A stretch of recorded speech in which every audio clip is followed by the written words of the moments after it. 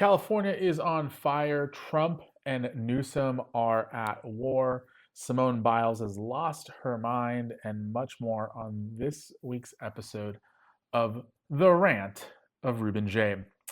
Well, my name is Ruben J., and the Trump administration is hard at work making the streets of America safer by trying to get rid of people who are here illegally. And by what I mean by get rid of people who are here illegally, obviously is I mean that they are going to be deporting people who have overstayed visas, committed crimes that have gotten into this country illegally, targeting mainly violent criminals, but honestly doing his best to clean up the system that has been neglected by every president since probably Reagan, in my opinion.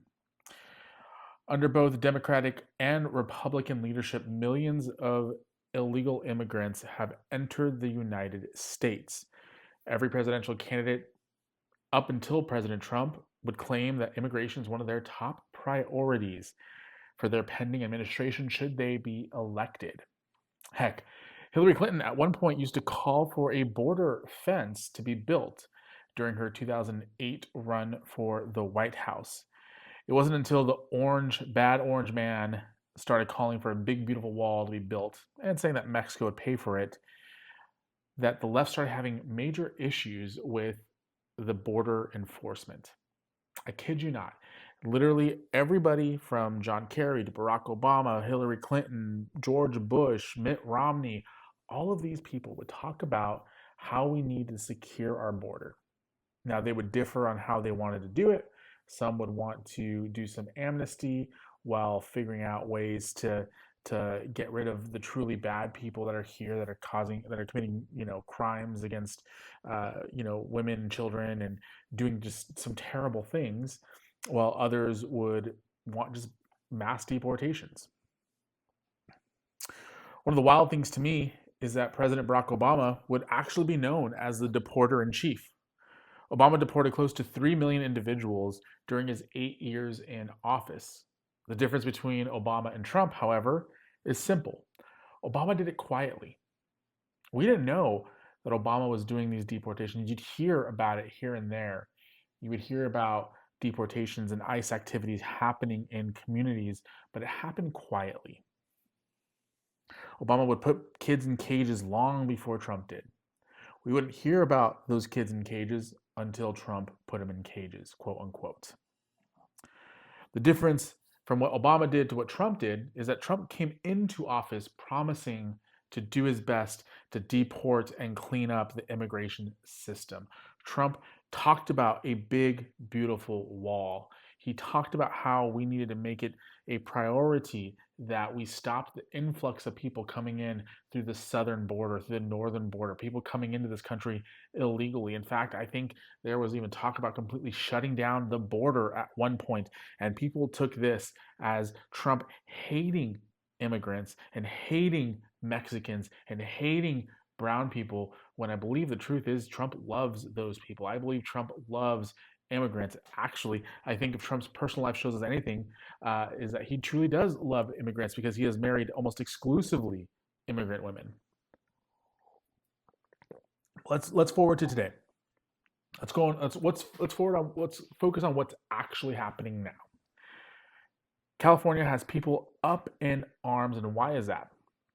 What is going on in California that people are so upset? Well, President Trump is enforcing federal law, and there are mass protests that are turning into riots in Los Angeles at the time of recording this. President Trump has unshackled one of his administration members, Tom Homan, to go out and enforce the law. And Homan is out in Los Angeles, and he's working on taking criminals off the streets and out of this country. He is working to deport mass amounts of people who are here illegally, and doing so in a way that I think is, for the state of California, the best possible route. But Los Angeles has responded in an interesting way. What we've seen happen in Los Angeles is people are showing up to protest these deportations. And I fully stand by people who want to protest. If you're unhappy with the president, if you're unhappy with leadership, local, state, or federal, you should, emphasis on should, go out and make your voices heard. But what we've seen from the people of Los Angeles is a little bit different than that. They start out peaceful. They have signs. Some people are, chanting, dancing, making noise, just protesting. But it's not that long after that violence breaks out. We see masked thugs throwing rocks at law enforcement vehicles, at law enforcement agents. We see cars being burned and property being destroyed. And this is the thing that I love about Los Angeles is that they believe that the best way to protest an injustice or perceived injustice is by destroying the city you live in unapologetically. You just destroy it. You burn it down. And if you're too dense to realize that that last line was sarcasm, I just want to be clear. That was sarcasm. I truly believe that the best way to protest an injustice is to do that, is to protest. Burning your city down is not a form of protest. The Trump administration goes out and begins to enforce federal law and a mandate that they believe that they were voted in to enforce. Deport those who are criminals. The American people overwhelmingly voted for Donald Trump. And in that process, they voted for immigration to be cleaned up. They voted for lower taxes. They voted for lowering the price of eggs and all the things that people wanted from President Trump. Part of that is deportation. And yes, there may be better ways to come in here and take on this challenge. There might be other opportunities and other avenues that ICE could go to try to find these people that they're looking for. I do believe that there are better ways to do that. But in California, it is a challenge. California makes it impossible for federal agents to come in and do their job easily, quietly, and safely. Actually, it's so difficult that ICE has no option but to go into the communities and do what they're doing here in Los Angeles. They have to do it. Tom Homan has said straight up that if local authorities would make the job easy by holding these people who are here illegally in jail. So as an example, I am of Mexican descent. So if I was in Mexico and I came over here illegally and then I came and I broke the law, if I robbed somebody, if I hurt somebody, if I stole something, whatever the situation is, I get caught, I get arrested, the local PD should call ICE and say, hey, I have somebody here who is here illegally. They overstayed their visa. They came over illegally. They jumped over the border. Whatever the situation is, call ICE and say, I got somebody for you. Their sentence ends in 5 days. Come pick them up. That's the system. That's what Texas does. That's what Florida does. That's what tons of other states in the United States do. They call ICE when they have somebody in custody who is here illegally, and they call them and have ICE take them from the jail into ICE custody, into the deportation system, into the deportation process, and out of the country. But instead, California refuses to participate in helping the feds do their job. Instead, LA County have decided that they will release people who are here illegally back into the community, therefore making ICE have to go into the community and find them, which is not the way it should be. Here's a clip of Tom Homan discussing with Jesse Waters on Fox how things should go and how California is making it impossible for ICE to do their job. This clip is from the Daily Wire and Ben Shapiro's podcast.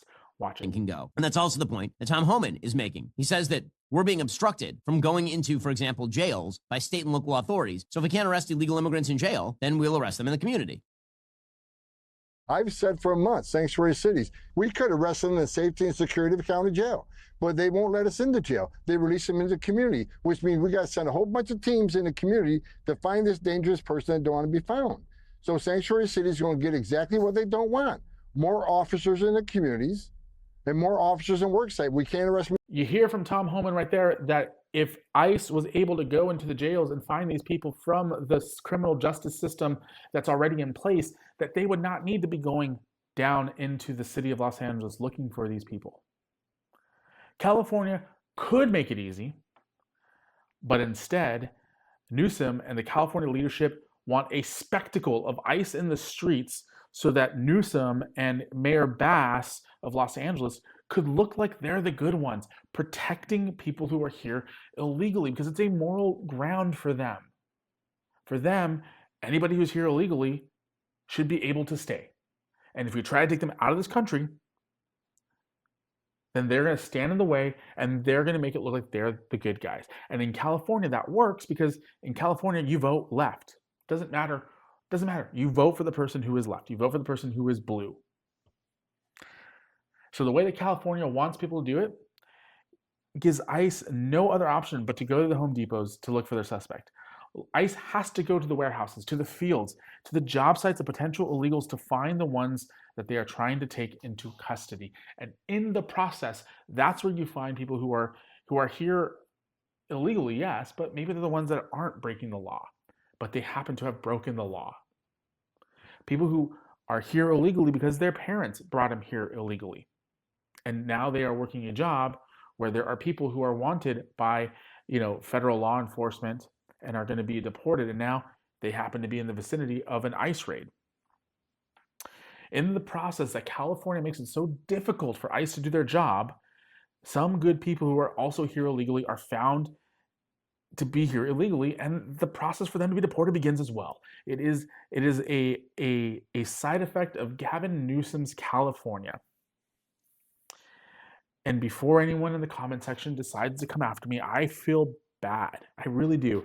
I feel bad for the ones who are here that are working their butts off and they get caught in this manner. I know people who are at risk for this. I have family members who are at risk for this. I have friends who are at risk for this. I know somebody who is here illegally, who is using somebody else's social security number to have a job, and they could get caught up in this.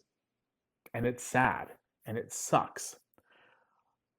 But for the most part, it's a consequence of their action. They broke the law, they chose to stay, and they got caught. And for some of those people who are here because their parents brought them here, their parents broke the law, the kids decided to stay, and now this is unfortunately a consequence of their parents' action and their inaction. So what you end up happening is you have now the woke social justice warriors of the left showing up to protest, and in the process destroying property, throwing rocks at law enforcement, and burning things to protest ICE. And I want to be very crystal clear. I mentioned this earlier, but I support the right to protest. I unapologetically support the right to protest peacefully. I will support your right to protest even if I disagree with your cause. There are plenty of causes that I don't line up with. If you believe that you should be able to kill your baby and you want to go and shout that on the street corner, go and shout that on the street corner. You have the right to do that. If you want to go out and talk about how you hate ICE, go and do it. Go. Hold up signs.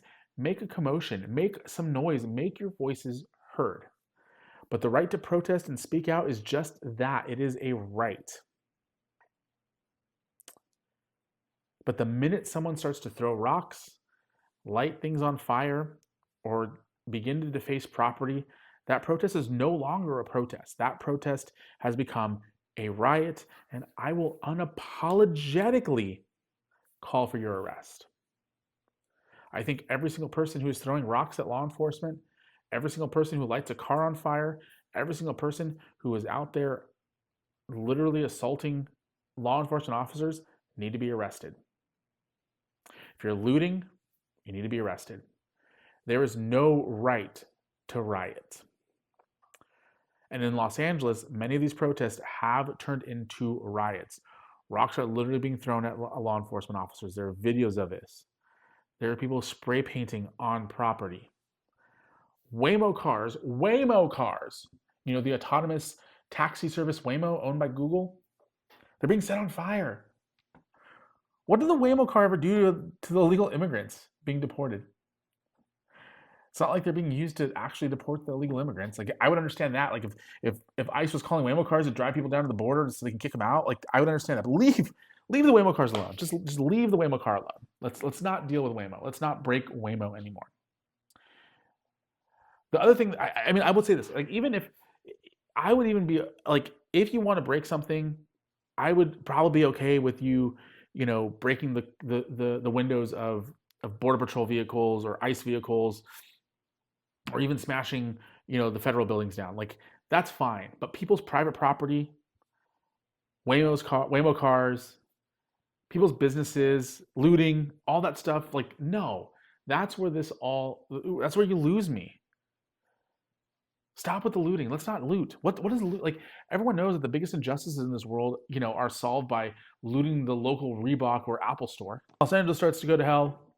Newsom sees things heating up and he decides to stand down. Newsom, instead of calling for a curfew like he did during the coronavirus, or calling for peaceful protests, Newsom stands down. He doesn't tell people to calm down. He doesn't tell people to protest calmly. He actually allows people to go out and riot in the name of protesting. President Trump sees this from Washington and says, you know what, I'm going to send in the National Guard. So he sends in a couple thousand guardsmen to Los Angeles.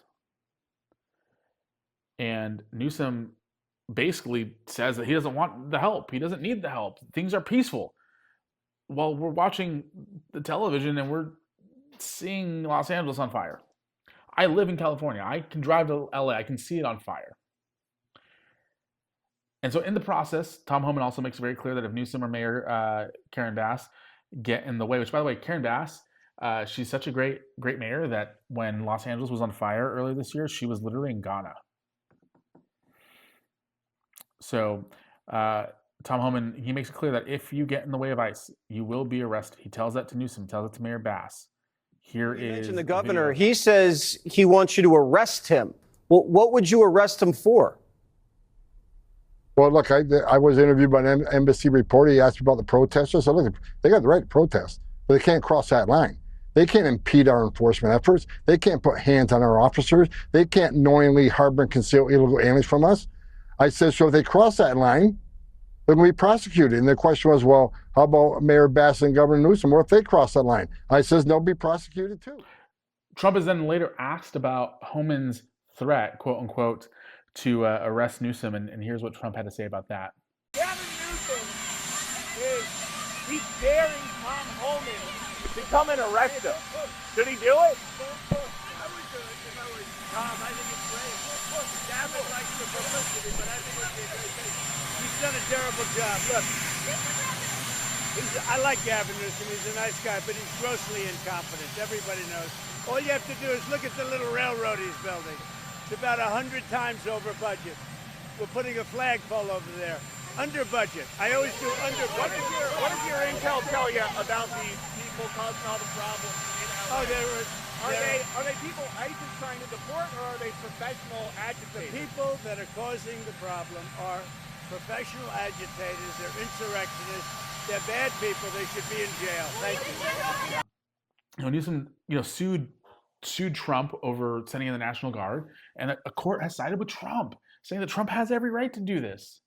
Of course he does. He's the president of the United States. President of the United States' number one job is to keep Americans safe, and that's what Trump is trying to do. Sure, he should have waited maybe for Newsom to say, hey, yeah, send in some help. But we know Newsom was never going to do that. Hell, California was on fire in January, and Newsom had a Democratic president in office, and he didn't call for help when the state was on fire. So Trump did what was right and sent in the National Guard. So here's the deal. I know that these ICE raids are a touchy subject. I wish everyone honestly the best. I want to see everyone prosperous. I want to see everyone happy. And I know it sucks that there's some really good people who are being caught up in their consequences of their actions. But at the end of the day, there are laws that need to be enforced. There are laws that are being enforced, and there are people who are getting in the way. And instead of trying to help, people like Gavin Newsom are making things worse. And if you want change, if you are like, hey, you know what? I'm okay with these mass protests and these riots, and I'm okay with that. I don't want ICE to be in my community, then you need to vote people in who reflect your political biases. Don't respond to to to ICE with violence and ugliness. Respond with loudness and swift legislative action. Vote people in who mirror your beliefs and demand that they act accordingly. That's what we did when we voted in Trump. Is we voted in somebody who mirrored our political priorities and demand they act accordingly. Trump is doing that. And Gavin Newsom maybe should focus less on doing podcasts and focus more on being governor of the United States and handle things a little bit better. And while I have you here, before we move on to our next segment, make sure to like this video, subscribe to the channel, and share this video with a friend who you think might either get annoyed by me or find this useful. It's the only way that we're going to grow here on this channel. Now, the next big thing that I want to talk about is Simone Biles and Riley Gaines. It's a big controversy. Simone Biles is best known as an incredibly talented gymnast. She's actually very incredible and very talented. She's a multi-time gold medalist from the Olympics, and she's very, very good at what she does. But along the line, she's opened her mouth and proven that she's not as bright as she looks. She has some very stupid takes going around right now. But that doesn't take away from how good she is with what she does. Okay, we'll talk about her takes here just in a second. Riley Gaines is known for being an amazing swimmer. She does a great job in that world. She's been a swimmer for years and years and years. I don't know if she went to the Olympics or not, but she did really great. But now she's best known for standing up for girls' rights in sports. Gaines was one of the swimmers who was beaten by Leah Thomas, a man with full male genitalia, and pretends to be a girl so he can win championships. He was a terrible, terrible swimmer when he pretended to be, or when he was a man, or when he was identifying as a man, and lost a lot and didn't do very well. And then he decided to grow his hair out, keep his package intact, and pretend to be a woman so he could beat women. One of the things is Biles does make a good point, or somebody made a good point. I'm not sure if it was Biles or somebody else, but in this argument between Biles and Gaines, someone pointed out that Gaines, is complaining about losing to Leah Thomas, but Gaines wasn't in second place. I think Gaines ended up in fifth place. So I understand that logic of like, hey, why are you so upset about losing to Leah Thomas when you weren't even in second place? You were fifth place. So like you still wouldn't have been in first place if Leah wasn't in the game, which first of all, you don't know that. You don't know, the story of how this went down from my understanding is the people who were competing against Leah Thomas had no idea who Leah Thomas was. And when a man showed up, that could jar your mindset. So there is a possibility that Riley Gaines was fully set on facing some women, sees a man there, and then is out of her game, out of her element, and off her game. It's very much possible. I've also heard stories of Thomas and Gaines being tied and the judges saying, hey, we're going to give the trophy to Leah just because it looks better on paper. But I'm not completely sure about that. But Biles basically attacks Gaines for trying to make girls' sports safe for girls, not for men, by keeping men who think they're women out of women's sports, keeping them out of the women's locker room. Gaines has spoken in depth about being a female in a locker room with Leah Thomas, walking around with the full twigs and berries, out in the open. I can only imagine, for Leah, it's all great. Can you imagine being a dude, and being given permission to go change in the women's locker room?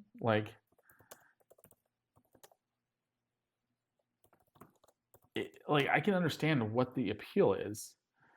Hold on one second here.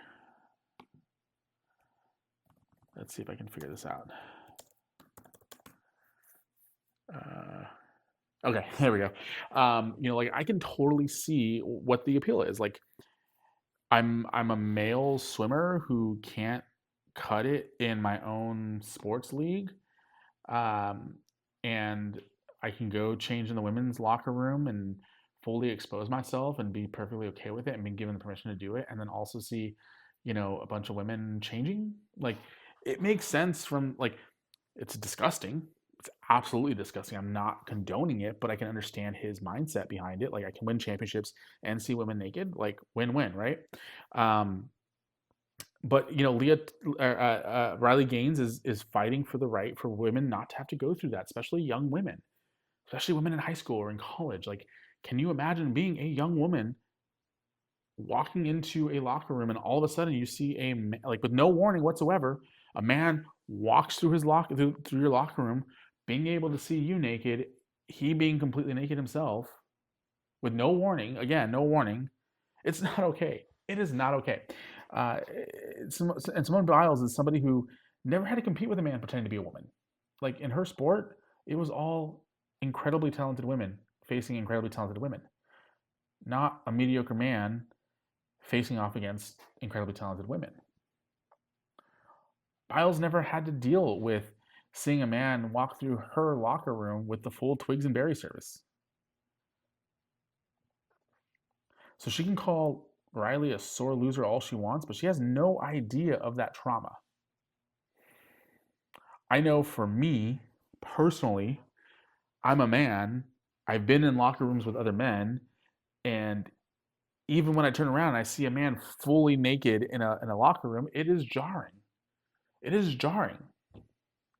So I can only imagine if you're a young woman in a space that you thought was safe for you and you see a man fully naked. I can't even begin to fully fathom that.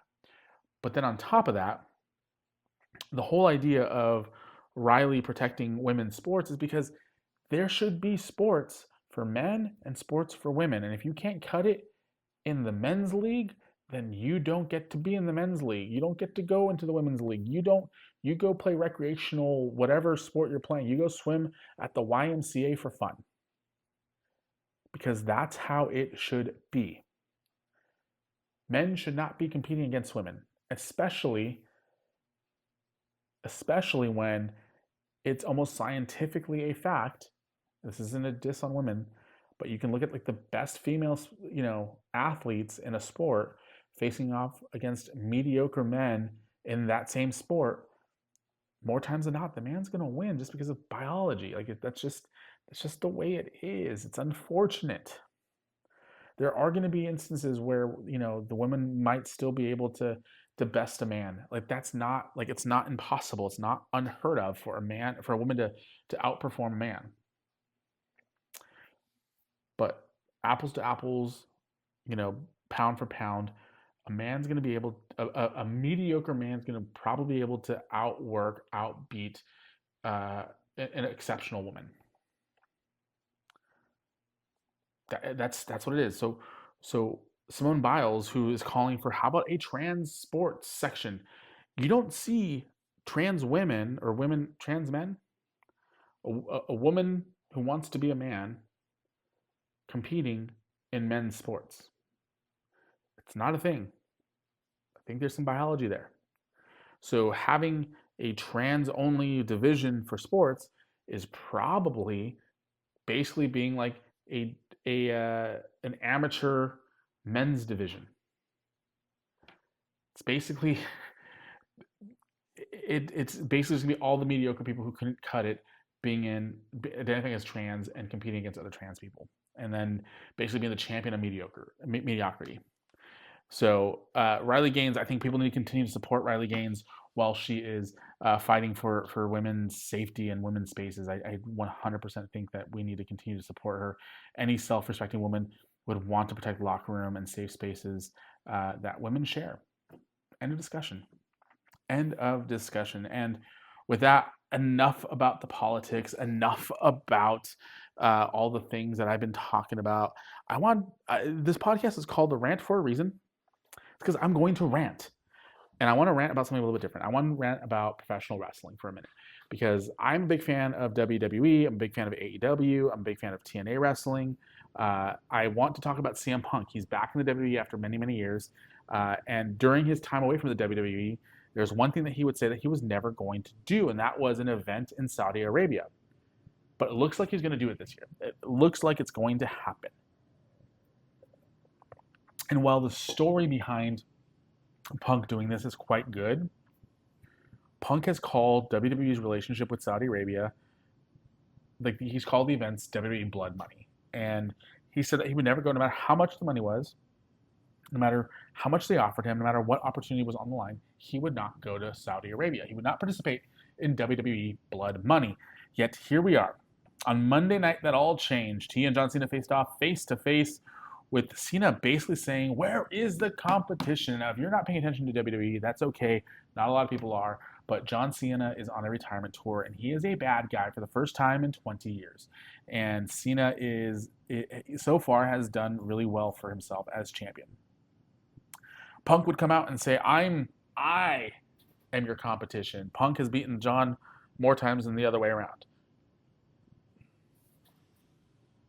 Punk has been one of John Cena's biggest adversaries in his WWE career, and it's nice to see the roles kind of reversed for once. So Punk is basically saying that I haven't gone after the WWE Championship because I don't like the man who I become as I'm chasing after this title. But you know what? To stop you, John Cena, I am going to come after that title. I am going to become a monster. And Cena says, yes, I am going to give you a title shot in Saudi Arabia, and CM Punk agrees. And so I like the story. I like where it's going. I want to see Punk as champion. I don't know if we're going to get it this time around. But the problem that I have with this particular thing is that Punk for so long has said there is no amount of money, no opportunity, nothing that they could throw at me that would get me to want to wrestle in Saudi Arabia. And yet, here he is. Whatever the money is that they offered him was enough.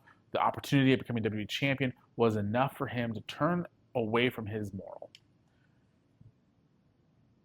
Kind of sucks. It kind of sucks to see CM Punk giving in on something that I thought was going to be a non-negotiable for him. It really does. So I want to throw it out there, and I'm curious as to what you think if you're a WWE fan.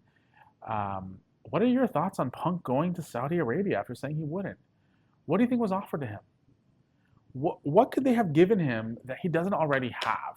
Like, maybe he's out of money. I don't know.